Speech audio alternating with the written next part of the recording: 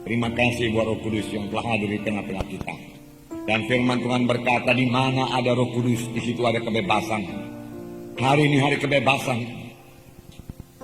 Hari ini hari kesembuhan. Amin, saudara. Pandang kepada Tuhan Yesus yang tidak pernah menolak orang yang datang kepadanya. Pandang kepada Tuhan Yesus yang menjawab tiap seruan yang disampaikan kepadanya. Orang kusta berseru kepada Tuhan Yesus, Tuhan Yesus, jika engkau mau, engkau sanggup menyembuhkan aku. Tuhan Yesus berkata, aku mau. Tuhan Yesus berkata, dan hati Yesus tergerak oleh belas kasihan. Dia tidak suka orang yang sakit kusta. Demikian Tuhan tidak suka kita sakit. Tuhan tidak suka kita lemah. Tuhan suka kita kuat. Tuhan mau memakai tubuh kita ini menjadi alatnya. Tuhan mau memakai diri kita, tubuh kita, untuk menyampaikan kasih-Nya, untuk menyampaikan Injil-Nya, untuk menyampaikan kuasa-Nya pada jiwa-jiwa yang terhilang di luar sana. Tanpa tubuh kita tidak bisa menyampaikannya. Tanpa tubuh yang sehat kita tidak akan bisa menyampaikannya dengan baik. Oleh sebab itu punya pikiran yang baru pada hari ini, pikiran yang seturut dengan firman Tuhan, punyai pikiran Kristus yang mengundang kuasa Tuhan, yang selalu percaya akan mujizat Tuhan, yang tidak seturut dengan cara berpikir manusia. Karena cara berpikir manusia yang lama ini adalah cara berpikir yang tidak mengundang kuasa Tuhan. Cara berpikir yang hanya bersandar pada kekuatan manusia, pikiran manusia, dan sama sekali tidak menurunkan kuasa Tuhan dan berkat Tuhan dalam hidup kita. Mari kita miliki pikiran yang baru. Saya membacakan satu contoh kepada saudara di sini. Dalam Markus pasal 4 ayat 35 sampai 41. Bagaimana murid-murid di sini masih memiliki cara berpikir yang lama. Tetapi Tuhan Yesus memakai pikiran Kristus, cara berpikir baru. Dia dalam keadaan tenang, tidak takut, tidak khawatir. Padahal murid-murid sudah sangat takut, takut mati, takut binasa, takut tenggelam. Tetapi Tuhan sama sekali tidak takut. Puji Tuhan. Saya mau mengatakan kepada saudara bahwasanya firman Tuhan tidak berubah. Langit bumi bisa berubah, tapi firman Tuhan tidak berubah. Tidak ada yang mustahil bagi orang yang percaya pada firman Tuhan, yang bersandar pada firman Tuhan, dan tidak pernah dipermalukan. Tuhan mau murid-muridnya bersandar pada firman Tuhan. Tuhan mau murid-muridnya percaya kepada firman Tuhan. Markus pasal 4 ayat 35. Kita baca bersama-sama, bukalah Alkitab saudara, sampai 41. Sudah dapat saudara, mari kita baca bersama-sama. Semua membaca dengan suara terang jelas. Bertambah saudara ucapkan firman Tuhan, bertambah mantap dia di hati saudara. Kita baca. Pada hari itu, waktu hari sudah petang, Yesus berkata kepada mereka, marilah kita bertolak ke seberang. Mereka meninggalkan orang banyak itu, lalu bertolak dan membawa Yesus beserta dengan mereka dalam perahu, di mana Yesus telah duduk, dan perahu-perahu lain juga menyertai dia. Lalu mengamuklah taufan yang sangat dahsyat, dan ombak menyembur masuk ke dalam perahu, hingga perahu itu mulai penuh dengan air. Pada waktu itu Yesus sedang tidur di buritan di sebuah tilam. Maka murid-muridnya membangunkan dia dan berkata kepadanya, Guru, engkau tidak peduli kalau kita binasa. Ia pun bangun, menghardik angin itu, dan berkata kepada danau itu, diam, tenanglah. Lalu angin itu reda, dan danau itu menjadi teduh sekali. Lalu ia berkata kepada mereka, mengapa kamu begitu takut? Mengapa kamu tidak percaya? Mereka menjadi sangat takut, dan berkata seorang kepada yang lain, siapa gerangan orang ini, hingga angin dan danau pun taat kepadanya. Perkataan Yesus berkuasa. Firman Tuhan juga berkata kepada kita, barang siapa yang berkata kepada gunung ini, beranjaklah dan tercampaklah ke dalam laut, asal tidak bimbang hatinya, tapi percaya bahwa apa yang dikatakannya itu akan jadi, maka hal itu akan terjadi kepadanya. Jadi perlu sekali kita berkata-kata dengan menang, mengucapkan perkataan yang menang. akan membawa kita kepada kemenangan. Mengucapkan perkataan yang kalah akan membawa kita kepada kekalahan. Tuhan menghendaki kita menang, tetapi Tuhan menyerahkan kepada kita supaya kita bertindak untuk hidup berkemenangan melalui iman kita dan melalui ucapan kita. Sebenarnya ini yang diminta Tuhan Yesus dari murid-muridnya.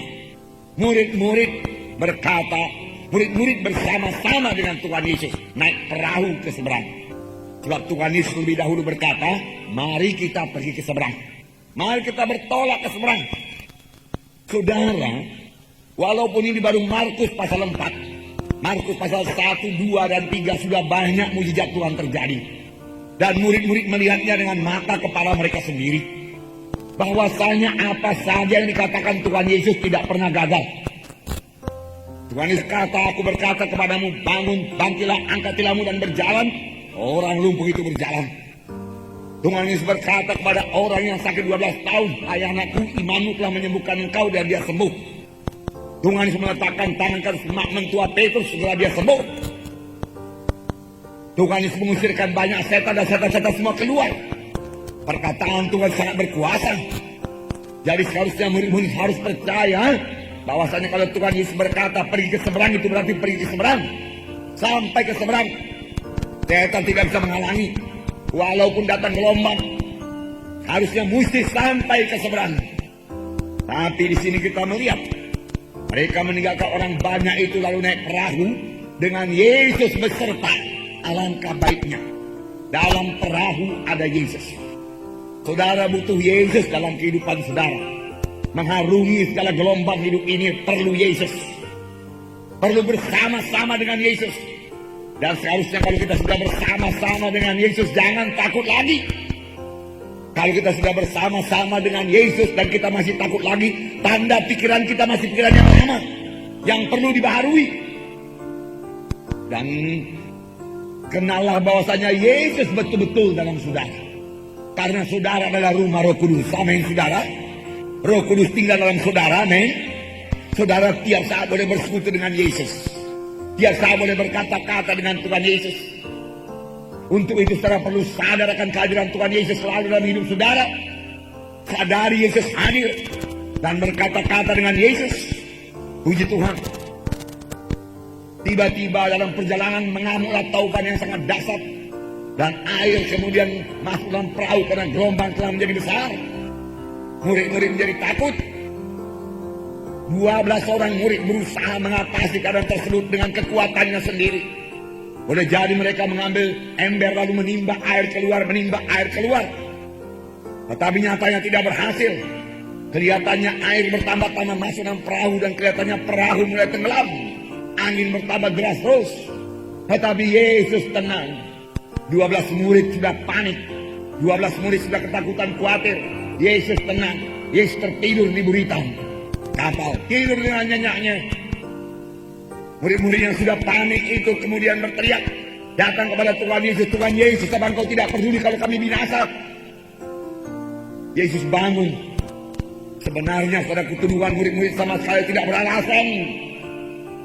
Yesus bertindak dengan benar. Yesus tahu sungguh-sungguh bahwasanya kapan untuk sampai ke seberang, apapun yang terjadi. Tidak ada yang lebih besar kuasanya daripada Tuhan Yesus. Itu hanya gangguan setan saja. Lalu Yesus bangun dan Yesus berkata, diam, tenanglah. Seketika itu juga danau menjadi tenang, angin menjadi tenang, keadaan menjadi kalem sekali, tenang sekali. Lalu murid-murid menjadi heran dan ketakutan. Siapakah gerangan orang ini sehingga air dan danau pun, sehingga angin dan danau pun takluk kepadanya? Tapi ingat, Tuhan Yesus berkata kepada murid-murid, mengapa kamu takut? Mengapa kamu tidak percaya? Teguran kepada murid-murid, juga teguran kepada kita. Mengapa kamu takut? Mengapa kamu tidak percaya?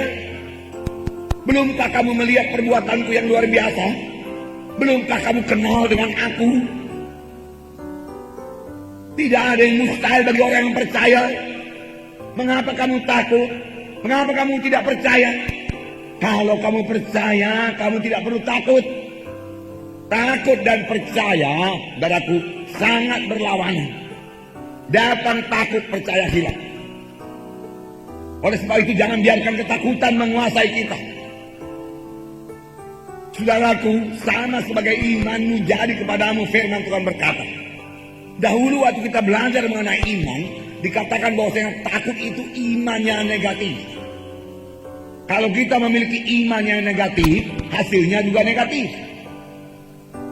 Ayub berkata, apa yang kutakutkan itu jadi kepadaku. Rupanya selama ini walaupun dia sudah diberkati Tuhan, takut. Nanti hartaku habis, nanti anak-anakku mati, nanti perampok datang, nanti bahaya datang, ternakku semua habis. Dia takut selalu, dia khawatir selalu, walaupun Tuhan sebagai pagar melindungi dia. Tetapi begitulah imannya, takut selalu takut. Lalu Ayub kehilangan segala-galanya. Ayub kehilangan hartanya, kehilangan ternaknya, kehilangan anaknya semua. Lalu Ayub berkata, apa yang kutakutkan dari dulu jadi kepadaku. Hari ini memiliki pikiran yang baru. Pikiran yang baru tidak mengenal ketakutan. Pikiran baru, pikiran yang menang. Tuhan tidak menentukan saudara untuk kalah. Tuhan menetapkan saudara untuk menjadi orang yang berkemenangan. Tuhan menyelamatkan saudara bukan supaya saudara hidup dalam kekalahan, bukan supaya saudara hidup dalam kegagalan, bukan supaya saudara hidup terus-menerus dalam penyakit, bukan. Tuhan menyelamatkan saudara supaya saudara mempunyai satu hidup baru, hidup yang keberkatan, hidup yang sehat, hidup yang kuat, hidup yang berhasil, hidup yang bebas dari kutuk dosa. Percayai itu. Kalau belum jadi, mari kita tilik apa sebabnya belum jadi. Terjadi pada kita, apakah kita kurang iman, kurang membaca firman Tuhan, belum membaharui pikiran kita. Nah, ciri-ciri pikiran yang belum dibaharui, saudaraku, diwarnai dengan ketakutan, kekhawatiran, kegagalan, kemiskinan, hasilnya kemiskinan, penyakitan. Karena pikiran yang belum dibaharui, yaitu pikiran manusia lama, belum dibaharui seturut dengan firman Tuhan, saudara, pikirannya tidak tertuju kepada kuasa Tuhan untuk minta kuasa Tuhan. Pikirannya tidak tertuju kepada mujizat Tuhan untuk menyembuhkan dia. Pikirannya tertuju kepada kekuatan manusia, kepintaran manusia. Hitungannya, hitungan manusia saja. Hitungan manusia. Itulah dia cara berpikir sama sebagaimana dunia berpikir. Cara berpikir yang lama. Bagaimana dunia berpikir, begitulah dia berpikir. Tetapi firman Tuhan berkata, jangan kamu menjadi serupa dengan dunia ini. Cara berpikir kita jangan serupa dengan cara berpikir dunia ini. Kalau dunia berkata tidak mungkin, kita jangan ikut berkata tidak mungkin. Segala perkara bisa jadi kepada saya yang percaya. Ada penyakit, dokter mengatakan tidak mungkin sembuh, jangan terima terus. Tidak bisa. Saya anak Tuhan, tubuh saya rumah Roh Kudus. Penyakit tidak berkuasa atas saya, katakan dalam nama Yesus. Dia, minggu pertama saya terima darah, saya terima tubuh Yesus. Kanker tumor tidak berkuasa atas saya, dalam nama Yesus. Benteng Tuhan melindungi saya dan keluarga saya dalam nama Yesus. Itu pikiran rohani. Pikiran dunia berkata sekarang musim flu, maka saya juga dapat flu. Wajarlah itu. Buat apa dapat flu?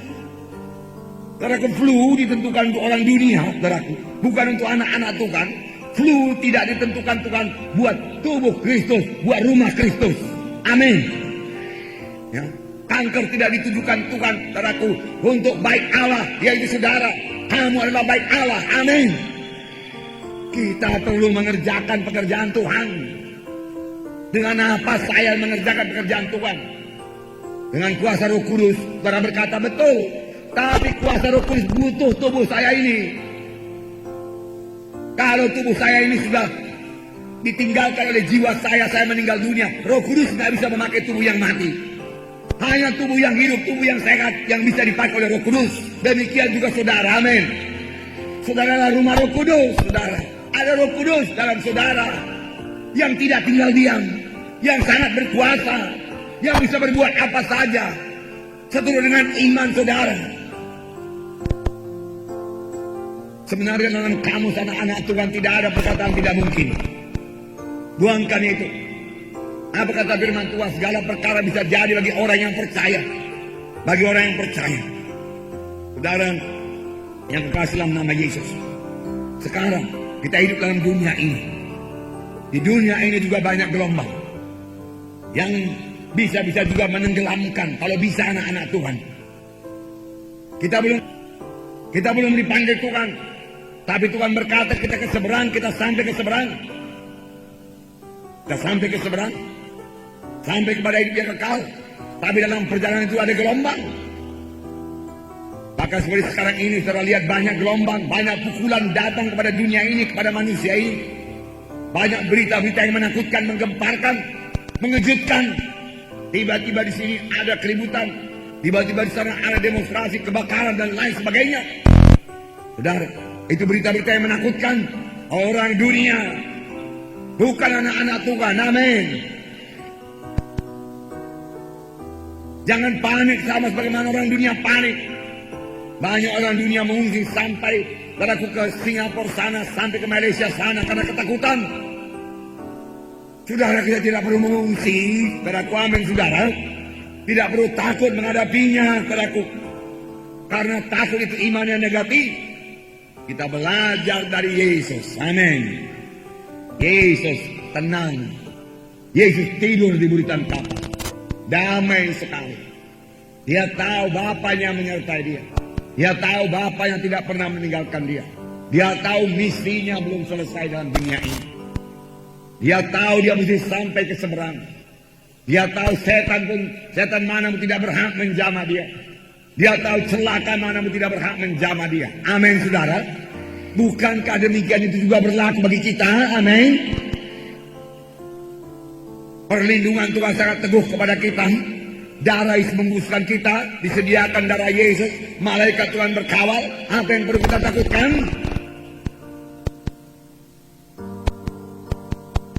Apakah kita juga berhitung sama sebagaimana orang dunia berhitung? Orang dunia berhitung, saudaraku, membuat perkiraan dan tanpa mengandalkan berkat Tuhan, tanpa melihat kepada kuasa dan mujizat Tuhan yang bisa berlaku atasnya. Dia berhitung pada zaman sekarang ini harga bahan-bahan makanan naik, sembako naik, gaji saya cuma sekian, banyak keperluan anak-anak. Anak saya sekolah 3 orang dikatakan biayanya sekian, baju baru sekian. Oh mau sekolah lagi sebentar lagi, kebutuhan sekolah semua perlu dipenuhi. Gaji saya cuma sekian, tidak cukup. Dari mana ini tidak cukup? Lalu khawatir, takut. Saudara yang kasih dalam nama Yesus, hitungan anak-anak Tuhan tidak demikian. Amin. Hitungan anak-anak Tuhan berkata, Allahku akan mencukupi segala keperluanku dalam Kristus Yesus. Amin.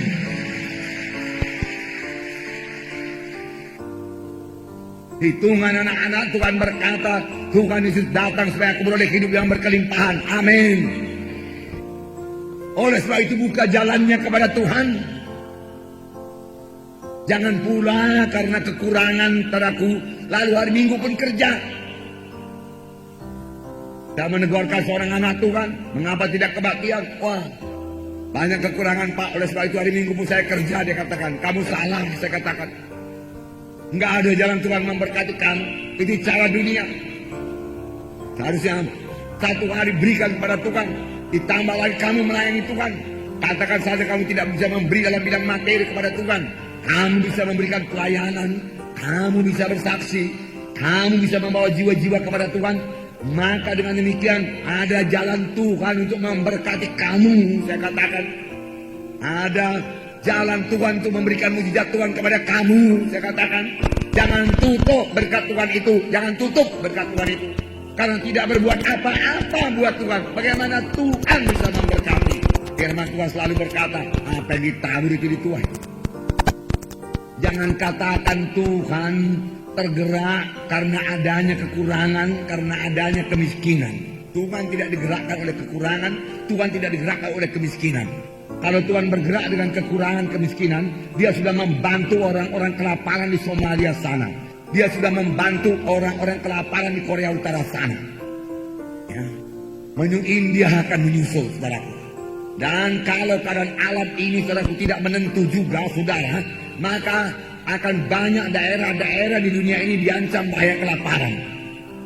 Saudara, tetapi Tuhan tidak tergerak oleh iman.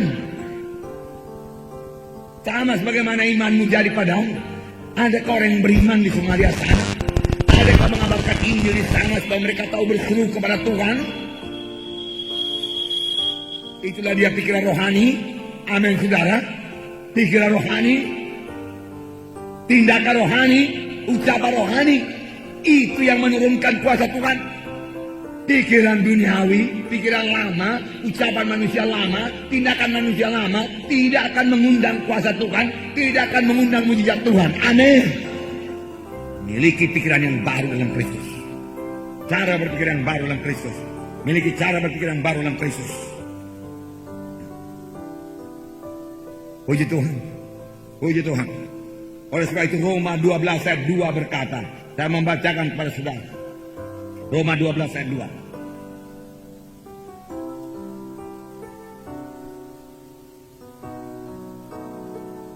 Roma 12. Janganlah kamu menjadi serupa dengan dunia ini, tapi berubahlah oleh pembaruan budimu, hingga kamu dapat membedakan manakah kehendak Allah, apa yang baik, yang berkenan kepada Allah, dan yang sempurna. Jangan menjadi serupa dengan dunia ini. Jangan berpikir serupa dengan pikiran dunia ini. Jangan bertindak serupa dengan tindakan dunia ini. Jangan berkata-kata serupa dengan kata-kata orang dunia ini. Ya, kalau kata-katanya baik boleh ikut. Tapi kalau kata-katanya negatif, kalau kata-katanya tidak membangunkan iman, bertentangan dengan iman, jangan ikut. Kalau kata-katanya tidak patut, jangan ikut. Kalau pikirannya tidak sesuai dengan firman Tuhan, jangan ikut. Kenallah itu, saudaraku. Barui pikiran saudara. Mengapa kita perlu membarui pikiran kita? Karena pada waktu kita ini lahir baru, yang lahir baru itu roh kita. Pada waktu saya lahir baru, yang lahir baru itu hanya roh saya yang mati dalam Tuhan. Sebelum saya lahir baru, kamu dahulu mati oleh sebab segala kesalahan dan dosamu. Itu sebabnya saya tidak bisa berdoa. Tidak bisa, roh saya tidak bisa berdoa kepada Tuhan. Roh Kudus tidak bisa memakai roh saya. Karena pada waktu itu roh saya masih mati. Kemudian pada waktu saya menerima Yesus sebagai Tuhan dan Juru Selamat saya menyadari diri saya orang berdosa. Dan saya menetapkan hati untuk bertobat, meninggalkan semua kegelapan, meninggalkan semua dosa, kejahatan saya, kebencian Tuhan dalam hidup saya. Dan saya datang kepada Tuhan dalam pertobatan yang sungguh-sungguh. Karena saya tahu akibat dosa itu maut, neraka yang kekal selama-lamanya. Dan saya menerima Tuhan Yesus dalam hati saya. Setelah saya mengaku semua dosa saya dan bertobat, saya terima Tuhan sebagai Tuhan dan Juru Selamat saya. Yesus masuk dalam hati saya. Pada waktu itu roh saya menjadi hidup. Tentu saja dosa saya diampuni semuanya. Dan saya disucikan oleh darah Yesus. Dan saya menjadi kejadian yang baru. Tapi saya mau mengatakan kepada saudara, tidak semuanya menjadi baru. Tidak, saudaraku. Hanya roh saya yang lahir baru. Tubuh saya masih tubuh yang lama. Tidak jadi sempurna. Tidak. Nyatanya rambut saya juga tidak tumbuh waktu saya lahir baru, saudaraku. Ya.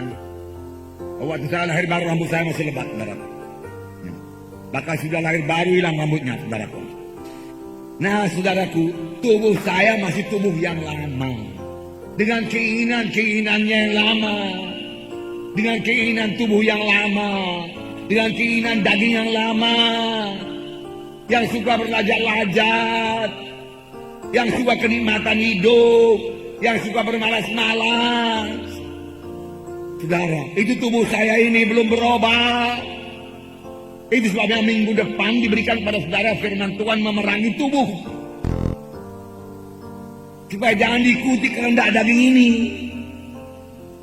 Kehendak daging ini apa maunya? Memuaskan hawa nafsu, bermalas-malas.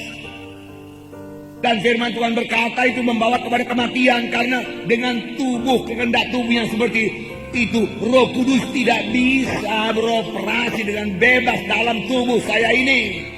Karena saya rumah Roh Kudus. Amin. Itu sebabnya firman Tuhan berkata, matikan tubuh ini. Kalau ayat 1 Roma 12 ini berkata, persembahkan tubuhmu di atas mezbah. Kalau sudah dipersembahkan di atas mezbah, segala sesuatu yang ditaruh di atas mezbah itu udah mati. Gak ada lagi keinginannya. Baru Tuhan bisa bekerja. Baru Tuhan bisa memakai saudara. Tetapi bukan tubuh saja yang tidak lahir baru. Pikiran ini pun tidak lahir baru. Masih pikiran yang lama juga. Memang ada sukacita dari roh. Ada damai dari roh. Ada nyanyian dari roh. Ada firman Tuhan mulai masuk. Yang berusaha membaharui pikiran kita. Tapi belum 100% baru. Harus 100% baru. Oleh sebab itu pikiran kita ini perlu dibaharui. Karena pada waktu kita lahir baru, pikiran kita masih pikiran lama. Pikiran manusia lama. Yang cenderung suka dosa. Yang cenderung melamun-lamunkan dosa. Yang cenderung menyombongkan diri. Membesarkan siaku. Berpusat pada diri sendiri. Kalau saudara berdoa bu orang sakit. Dalam nama Yesus aku meletakkan tangan padamu. Dalam nama Yesus. Dalam nama Yesus. Dalam nama Yesus. Dalam nama Yesus. Gak jadi apa-apa. Dalam nama Yesus aku meletakkan tangan padamu. Dalam nama Yesus, terima kesembuhan dalam nama Yesus. Terima kuasa Tuhan dalam nama Yesus. Sembuh dalam nama Yesus. Bangkit dalam nama Yesus. Bangun dalam nama Yesus. Ucapkan. Ucapkan. Ucapkan. Ucapkan. Amin. Ucapkan. Apa kata Petrus? Dalam nama Yesus, Yesus orang Nazaret, bangun dan bangkit. Kalau belum jadi bangun, belum jadi bangkit, tambah satu lagi tindakan. Apa itu? Pegang tangannya, bangkitkan dia, praktekkan kesembuhannya. Amin. Jalan dalam nama Yesus. Tuhan Yesus berkata, angkat tilangmu, berjalan. Ada perintah. Amin. Tuhan Yesus tidak memandang ke sana, tidak berkata apa-apa, tapi dia berkata, jadilah terang, jadi terang. Kalau dia tidak berkata apa-apa, nggak jadi. Dia berkata, diam, tenanglah. Laut jadi tenang, angin jadi tenang. Amin. Ucapkan. Cuma karena dia Tuhan Yesus, dia tidak berkata dalam nama Yesus. Kalau kita perlu dalam nama Yesus, ucapkan. Alami mujizat Tuhan. Ucapkan. Amin. Dalam nama Yesus. Nah,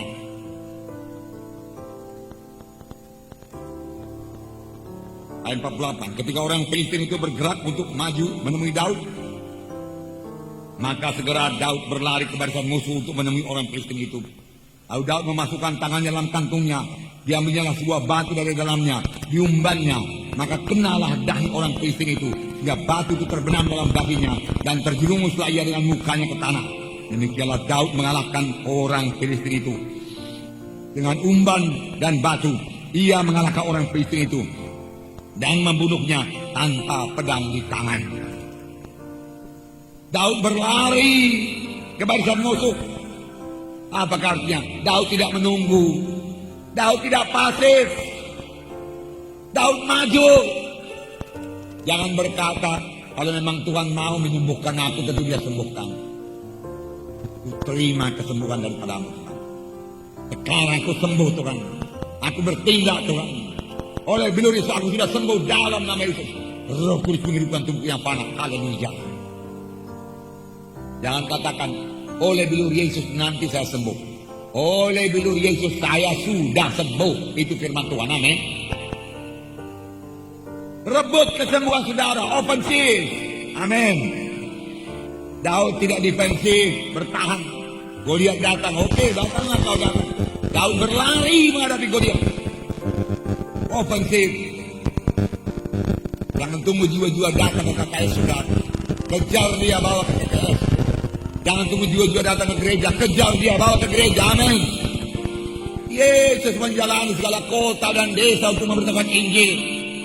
Paulus mengadakan perkabaran Injil yang pertama, perjalanan Paulus perkabaran Injil yang kedua, perjalanan Paulus perkabaran Injil yang ketiga. Jalan. Demikian juga kita akan berjalan, amin, untuk mengabarkan Injil Tuhan. Perlu bergerak. Kehendak daging itu yang menunggu, bawa pada kekalahan. Kalau Tuhan mengendaki orang selamat di kota Medan, kan dia datang yang Herminaul cukup besar, terkenal. Dan Singamangaraja pun dikenal orang kok. Ada mereknya besar lagi, saudara, orang tidak akan datang.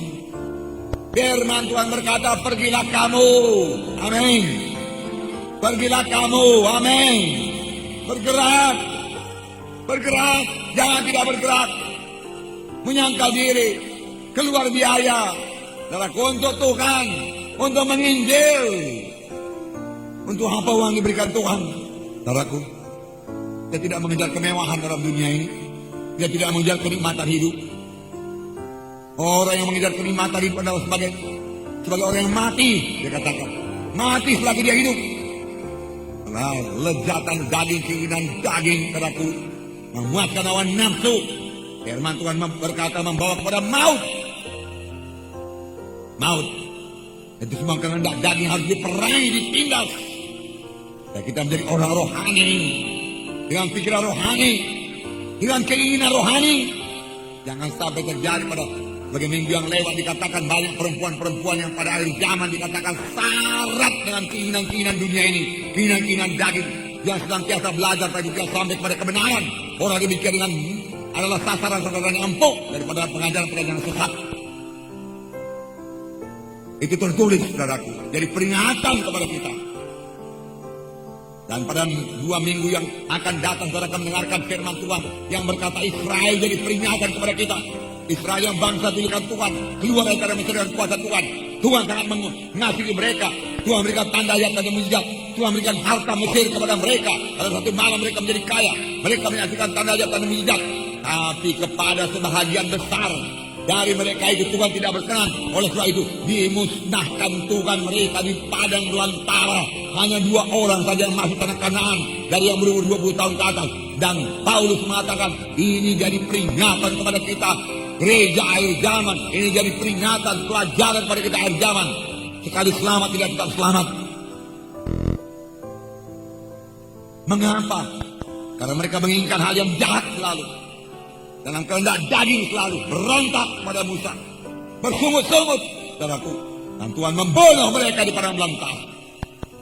Ini pelajaran kepada kita. Mari hidup benar, hidup suci. Amin, saudaraku.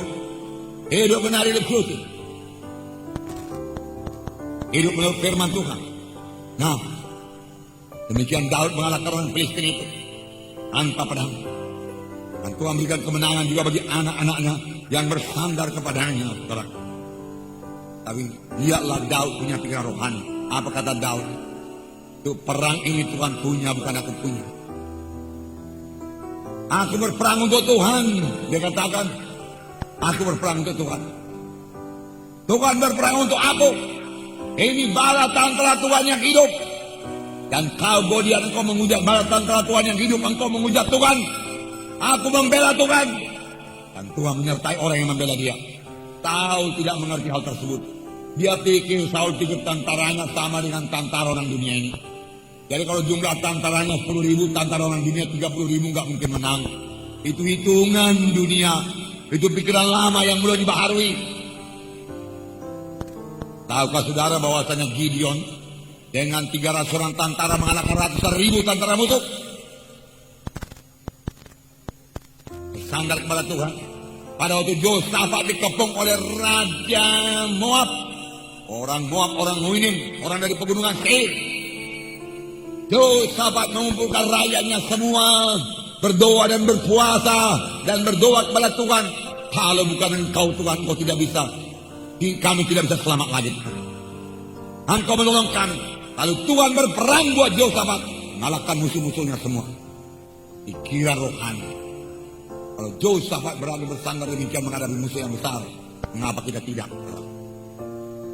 Saudara, menghadapi persoalan, menghadapi masalah, Yosafat puasa, Yosafat berdoa, dan Yosafat ditolong Tuhan.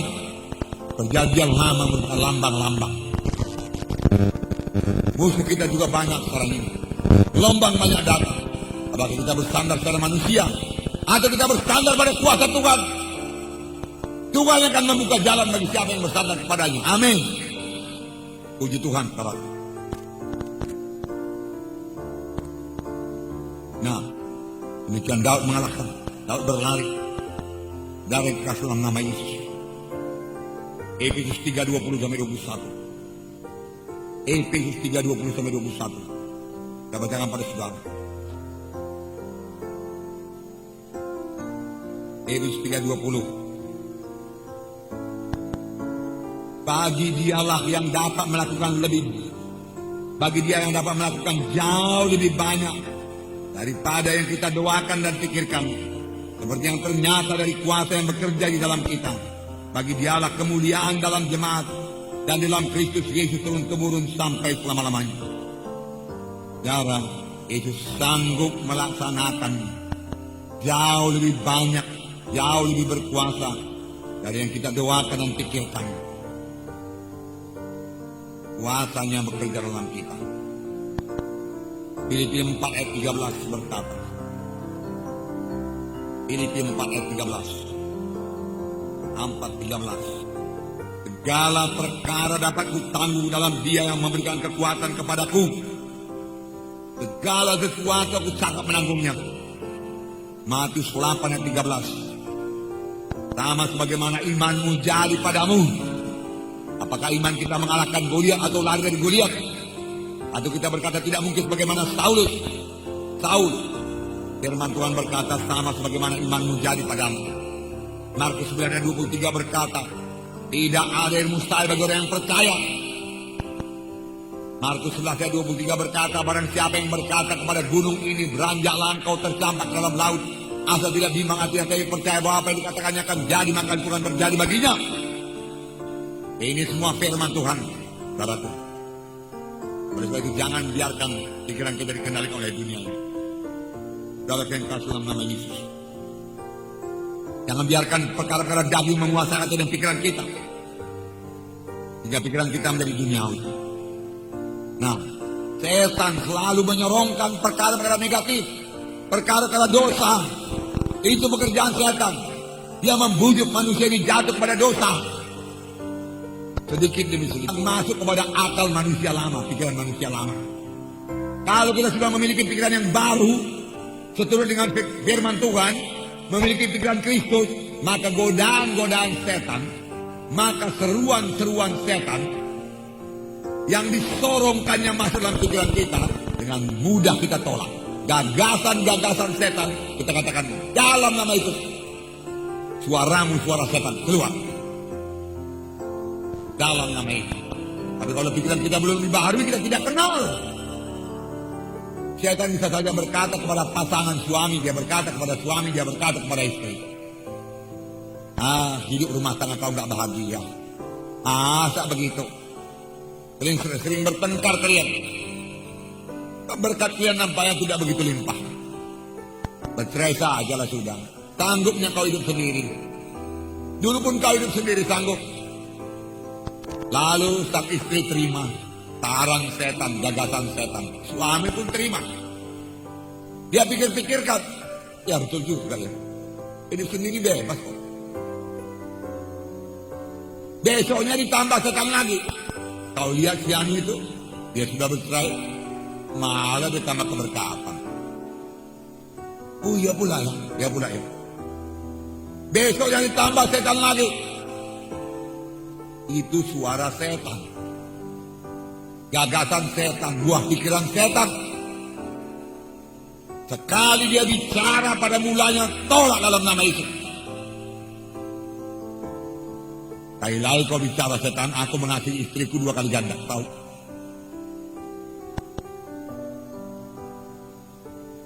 Kali-kali kau bicara setan, aku beli hadiah pada istriku dalam nama Yesus. Amin. Tak akan berani setan itu bicara lagi. Tapi kalau kita terima, Oh, dia katakan lagi. Dia tawarkan sama sebagaimana dia tawarkan kepada Hawa. Hawa, dialah dosa itu. Dialah buah itu. Enak kan? Enak. Menarik untuk dimakan. Masa Tuhan melarang? Sekarang dia berkata, lihatlah dosa itu. Enak kan? Enak. Alah, semua orang dunia pun bikin itu. Masa kau lain pula sendiri. Jangan aneh-aneh lah pada zaman modern ini.